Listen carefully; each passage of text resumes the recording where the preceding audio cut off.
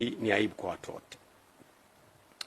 Nilipoongea nanyi tarehe 24 mwezi wa 5, nilipoanza hoja ya utekaji uliokuwa umezidi katika nchi, nilitoa takwimu iliyotoka TLS, Tanzania Law Society, ya watu waliokuwa wametekwa au kupotea, wengine kupatikana, wengine kuokotwa wamekufa.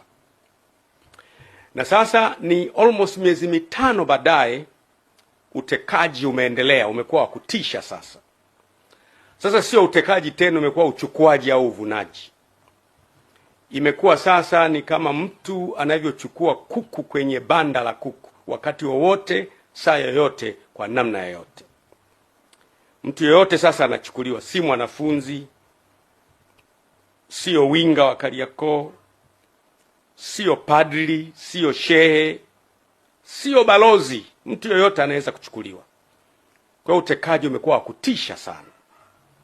Na mpaka sasa hivi, wakati nazungumza na nyie mara ya kwanza, nilisema wakati ule kulikuwa na watu 84 wale ambao walikuwa kwenye orodha ya watu wa TLS. Tangu wakati ule sasa hivi ni watu wengi, ambao zaidi ya 108 hivi, ambao ama wametekwa wakapatikana, ama wengine hawajapatikana kabisa.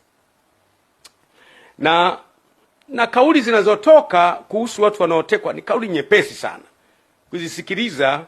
Ni kauli nyepesi ukilinganisha na uzito wa uhai wa mtu.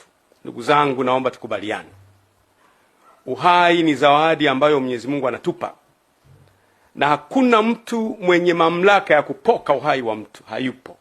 Tupewa zawadi na Mungu kama ya uhai, tuitumie kwa ajili ya utukufu wake. Kwa mujibu wa Katiba ya Jamhuri ya Muungano wa Tanzania, katiba ya mwaka 1977 ibara yake ya 8 kifungu cha kwanza inasema hivi: mamlaka ya nchi itakuwa mikononi mwa wananchi, na serikali itapata madaraka na mamlaka yake yote kutoka kwa wananchi. Hii ni kwa mujibu wa katiba hii, na itatumia madaraka hayo kwa niaba ya wananchi.